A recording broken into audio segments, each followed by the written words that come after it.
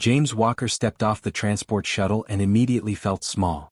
The massive space station stretched out before him like a metal city floating in the darkness. Through the viewport windows, he could see the dead planet Kethmoran spinning slowly below, its surface covered in ancient ruins that nobody understood anymore. He clutched his diplomatic bag tighter and tried to look confident. Earth had only joined the Galactic Council 3 years ago, and most of the alien species still treated humans like children who had just learned to walk. James was here to discuss trade agreements, nothing more. Simple stuff that even a human could handle, or so the other species seemed to think. The station corridors buzzed with activity. Tall, insect-like Veltar clicked past on 6 legs, their multiple arms carrying data tablets and speaking in rapid clicks. Their yellow eyes barely glanced at James as he walked by. To them, he was just another primitive mammal trying to play with the big kids. Floating energy beings called HFY drifted through the air like glowing jellyfish. They communicated through light patterns that flashed across their transparent bodies. When one floated near James, its lights pulsed and what he had learned was their version of laughter. Not the friendly kind. The worst were the Corvan soldiers. These 7-foot-tall warriors wore black battle armor that made them look like walking tanks. Their faces were hidden behind dark masks, but James could feel their contempt. One Corvan trooper deliberately bumped into him while passing, sending James stumbling into a wall. The alien didn't even slow down. "Watch where you're going, dirt crawler," the Corvan growled through his mask speaker. James straightened his jacket and kept walking. Getting angry wouldn't help. Earth needed these trade deals, and starting a fight would only prove what everyone already thought about humans. The council chambers took his breath away when he finally reached them. The room was enormous, with a domed ceiling that showed real-time images of nearby stars. Hundreds of seats arranged in circles faced the center, where something incredible waited. The Star Throne. James had read about it in the briefing files, but seeing it in person was different. The throne looked like it was carved from a single giant crystal, but the crystal seemed alive. Light moved through it in slow waves, changing colors from deep blue to silver to gold. It was beautiful and terrifying at the same time.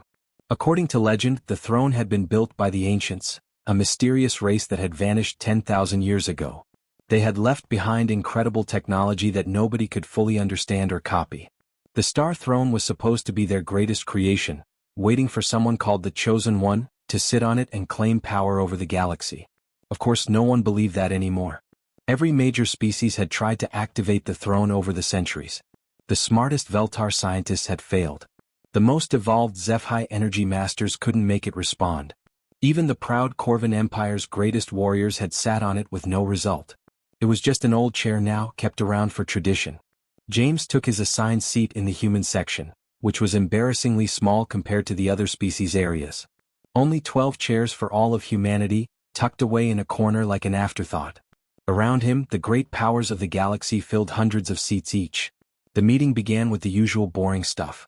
Trade routes, mining rights, territorial disputes.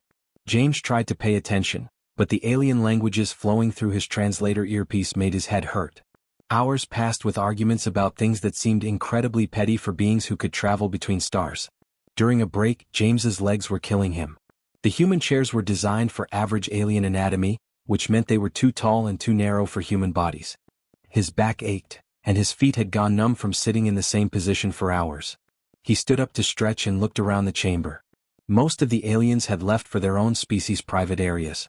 The few who remained were clustered together, pointedly ignoring the human section.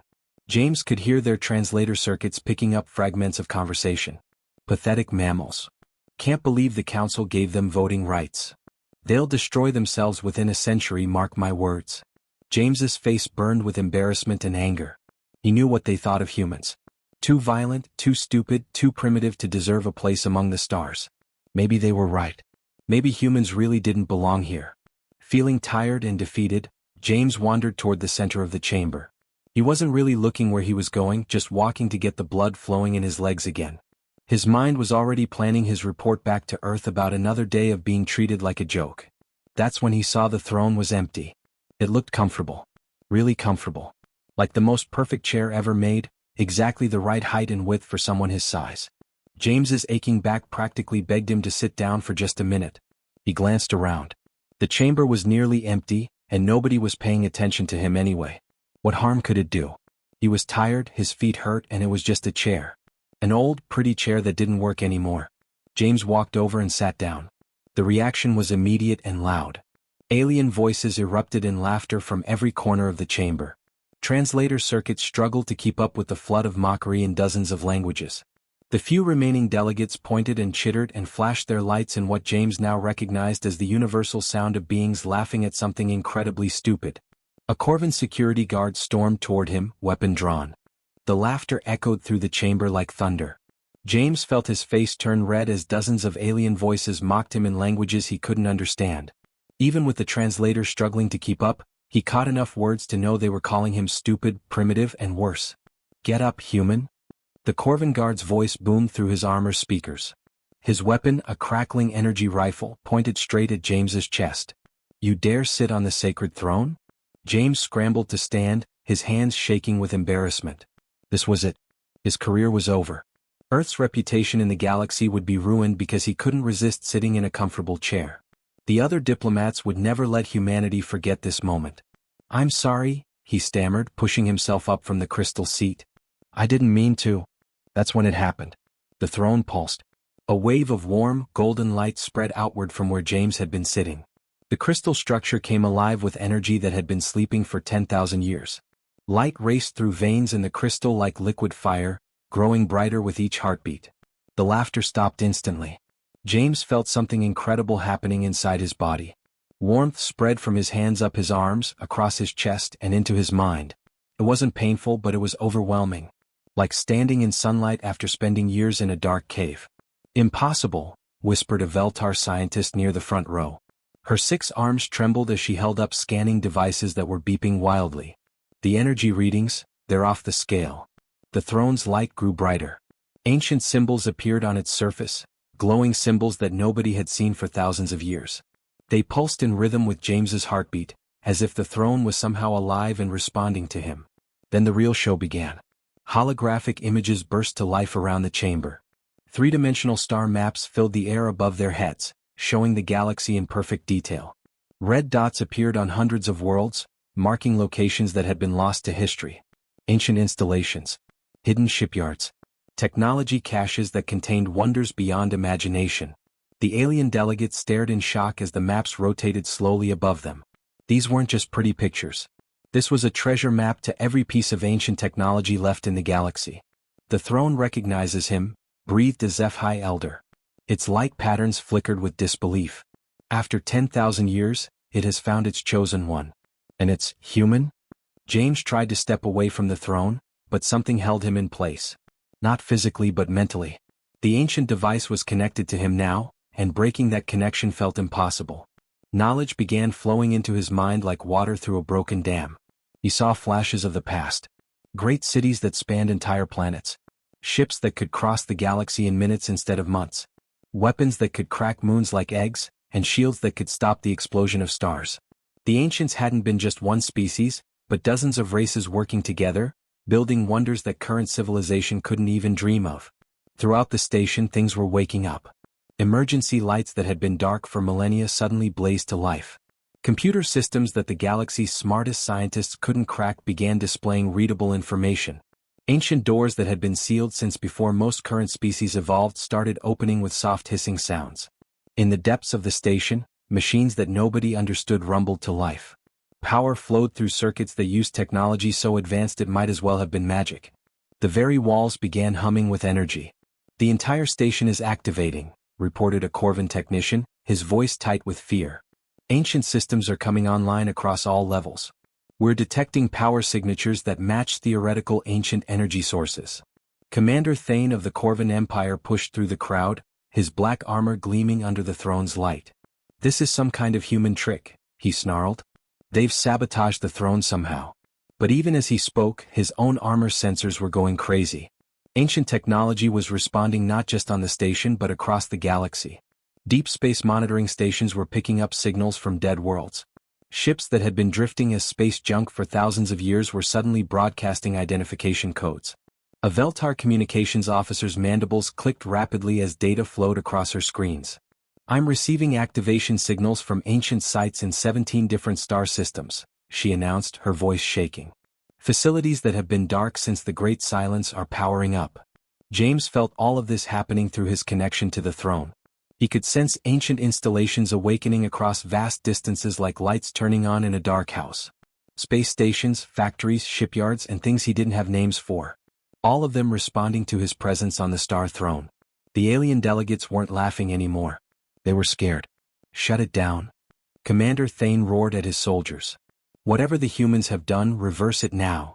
But there was no shutting it down. The process had begun and it was unstoppable. The Star Throne had made its choice after 10,000 years of waiting, and that choice was a human nobody had ever heard of until today.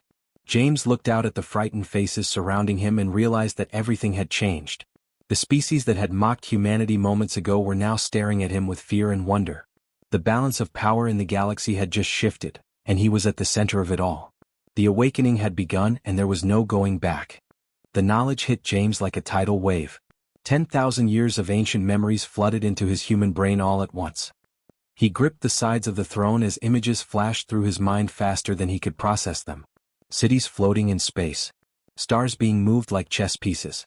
Entire planets transformed from barren rocks into gardens of life. His vision blurred as the download continued. The throne wasn't just giving him access to ancient technology. It was showing him the truth about who the ancients really were and why they had disappeared. They hadn't been a single species at all. The ancients were a coalition of dozens of different races who had worked together for millions of years. They had started as enemies, fighting wars that lasted centuries. But eventually they learned something that changed everything. They discovered that their differences made them stronger, not weaker.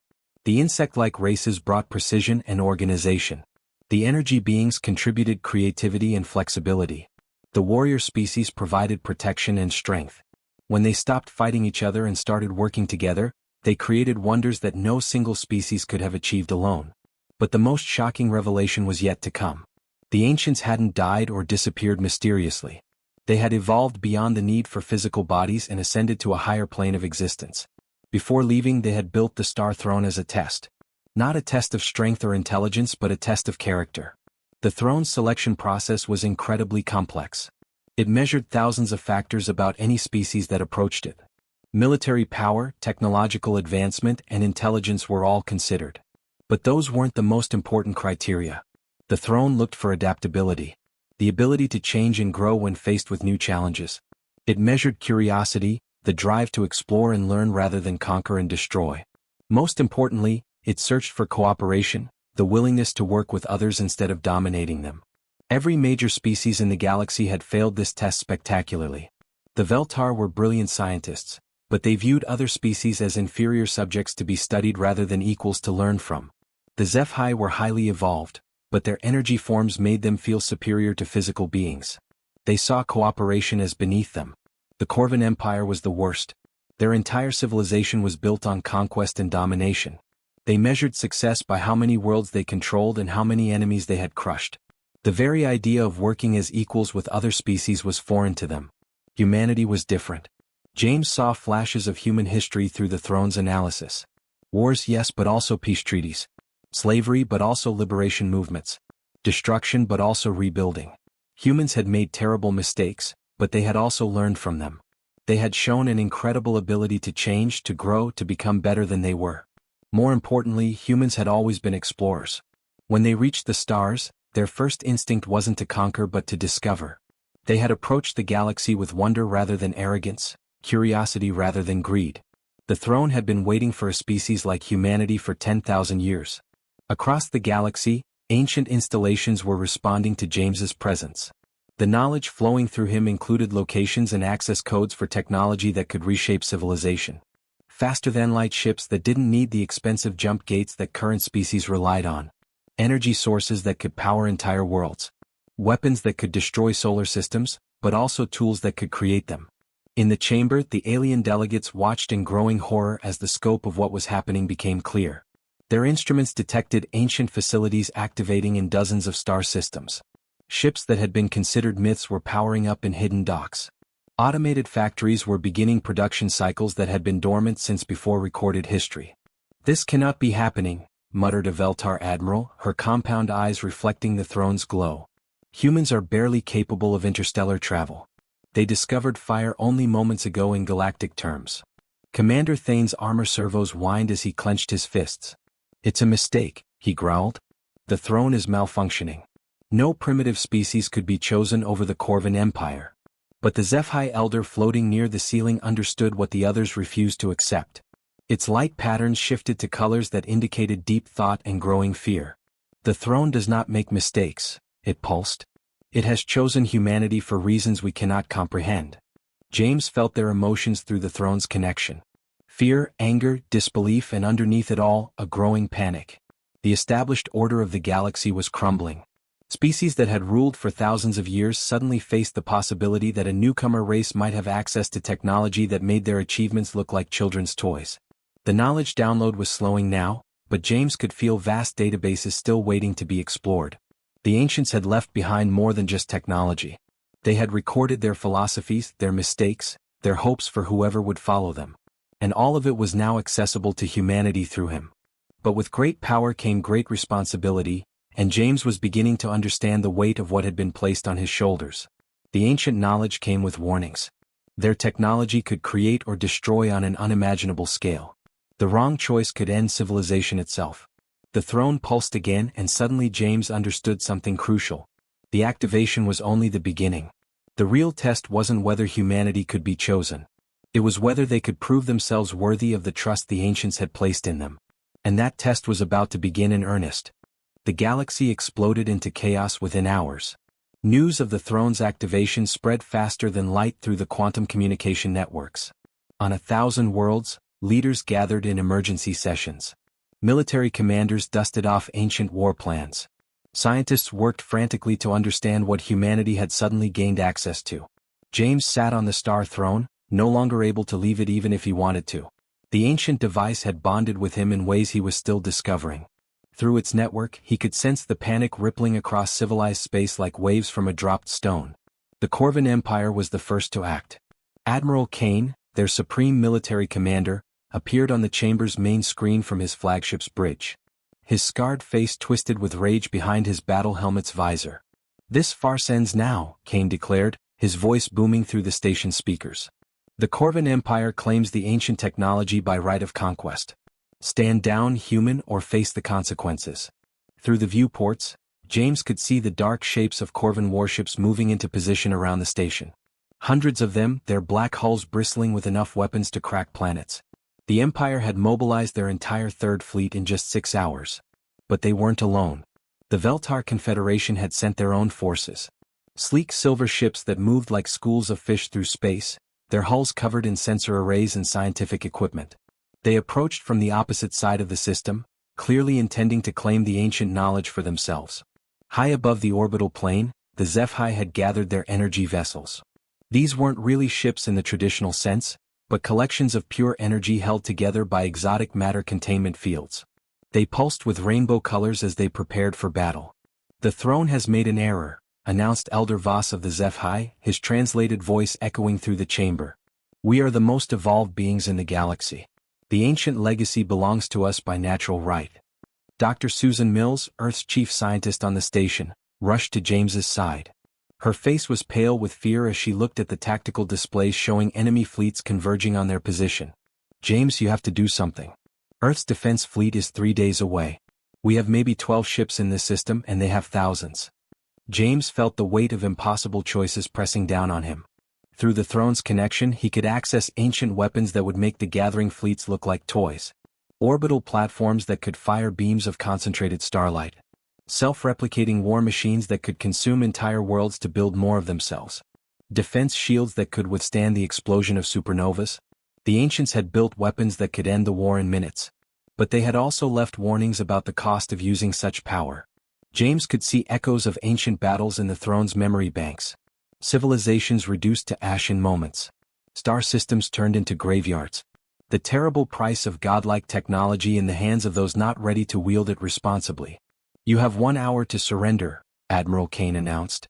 "After that, we will take the station by force and extract the ancient knowledge from your corpse if necessary." The Veltar were more diplomatic but no less threatening. "Humanity lacks the wisdom to safely use ancient technology," their spokesman clicked through the translation system. "Transfer control to us and we will ensure it is used for the betterment of all species. Refuse and we will be forced to act." James closed his eyes and tried to think. The ancient knowledge flowing through his mind showed him thousands of possible futures. In most of them, the approaching battle would be the first shot in a galactic war that would last centuries. Species would destroy each other fighting over scraps of ancient technology while the real treasures remained hidden. Captain Sarah Mitchell of the Earth Defense Force appeared on a smaller screen. Her small fleet had taken position between the human station and the approaching armadas. 12 ships against thousands. It was suicide, but she wasn't backing down. "Orders, sir?" she asked simply. James realized that somehow he had become more than just a diplomat sitting in an old chair. The throne had made him humanity's representative to powers beyond imagining, and people were looking to him for answers he didn't have. "Admiral Kane is hailing again," reported a Corvan communications officer. "He's demanding an immediate response." Through the throne's sensors, James could detect weapons powering up across the enemy fleets. Missile tubes flooding with antimatter warheads. Energy cannons that could punch through a moon focusing on the station. The largest military force ever assembled in this sector of space, all pointed at him. The ancient knowledge whispered of easy solutions. A single command could activate defensive systems that would vaporize the attacking fleets before they could fire a shot. Another command could summon ancient warships from their hidden docks, vessels so advanced that current technology couldn't even damage them. But James remembered what the ancients had really been searching for. Not a species strong enough to dominate the galaxy, but one wise enough to unite it. The throne hadn't chosen humanity to become new conquerors. It had chosen them to become something better. The question was whether James could find a solution that didn't require turning the galaxy into a battlefield. He had less than an hour to figure out how to save humanity without destroying everyone else in the process. The real test was about to begin. The countdown hit 0. Admiral Kane's voice crackled across all frequencies as the Corvan fleet moved into attack position. "Time is up, human. Prepare to face the might of the Empire." James felt the ancient weapons systems humming with deadly potential. He could sense orbital defense platforms that had slept for 10,000 years now fully powered and ready to fire. Star-killing cannons tracked the approaching fleets with perfect precision. Shield generators capable of protecting entire solar systems waited for his command. One thought from him would end this. The assembled armadas would be nothing but cosmic dust in seconds. Instead, he did something that shocked every being watching. James opened his mind completely to the Star Throne and spoke a single word in the ancient language that had somehow become as natural to him as breathing. "Share." The throne's crystalline structure exploded outward in a web of golden light. Tendrils of energy reached across space to touch every ship, every being, every consciousness in the system. But instead of destroying them, the light carried something else entirely. Knowledge. Not the overwhelming flood that had nearly broken James's mind, but carefully measured portions of ancient wisdom tailored to each species' ability to understand and grow. The Veltar scientists found themselves understanding quantum mechanics in ways they had never imagined. Mathematical principles that explained how the universe really worked at its deepest levels.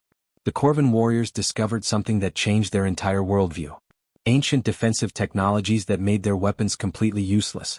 Not because the defenses were stronger, but because they worked on principles that made violence itself ineffective. Shields that absorbed aggression and transformed it into healing energy. Armor that protected by making the wearer impossible to hate.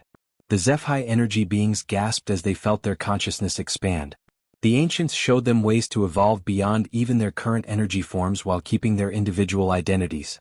They could become something greater without losing themselves in the process. On every ship in every fleet, beings stared in wonder as their understanding of the universe expanded. Ancient principles of cooperation flooded their minds. Not forced cooperation through conquest or fear, but willing partnership based on mutual benefit and respect. Admiral Kane's voice cut through the shared revelation, though it sounded different now. Less angry, more confused. What is happening to us? James felt the throne's power flowing through him, but it wasn't his power anymore. It belonged to everyone touched by the ancient light. "This is why the ancients left," he said, his words carried to every ship by the throne's communication network. Not to create rulers, but to create unity. Through the shared connection, every being in the system experienced what James had learned. They felt the ancients' history, their mistakes, their ultimate realization that cooperation was the key to true advancement. They saw civilizations that had torn themselves apart fighting over scraps while missing the greater treasures that could only be claimed by working together. Dr. Mills stared at the displays showing fleet positions. The attack formations were breaking apart as ships repositioned themselves. Not retreating, but moving into patterns that suggested peaceful intent rather than aggression. The weapon signatures are powering down, she whispered in amazement. All fleets are standing down. But the most incredible change was happening on the individual level. Through the Throne's network, former enemies were talking to each other. Corvin officers found themselves discussing philosophy with Veltar scientists. Zephi elders shared their experiences with human explorers. Language barriers melted away as the ancient communication system let every being understand every other. Commander Thane materialized in the chamber as a hologram, his armor's aggressive lines somehow looking less threatening. We felt it, he said slowly. The ancient memories. We have been so wrong about everything. Not wrong, James replied, feeling the Throne's wisdom guide his words. Just incomplete. Every species in the galaxy has pieces of the puzzle, but none of us had enough pieces to see the whole picture. Elder Voss of the Zephi appeared as a shimmering energy form. The ancients didn't ascend because they were the strongest or the smartest, the being pulsed. They ascended because they learned to see all life as connected. The revelation spread beyond the gathered fleets. Ancient communication networks carried the shared knowledge to every inhabited world in the galaxy. For the first time in recorded history, every species could truly understand every other species. Not just their languages but their hopes, their fears, their dreams for the future. Wars that had raged for centuries ended in hours as former enemies discovered they had more in common than they had ever realized. Trade routes that had been closed by suspicion reopened. Scientific collaborations that would have been impossible before began forming as different species offered their unique perspectives on shared problems. James felt the changes happening throughout the galaxy through the Throne's vast network. It wasn't the forced peace of conquest, but the willing cooperation of beings who had finally learned to see beyond their differences. What happens now? Asked Captain Mitchell, her fleet now surrounded by former enemies who were offering assistance and friendship instead of destruction. James smiled as he felt the Star Throne's final gift flowing through him.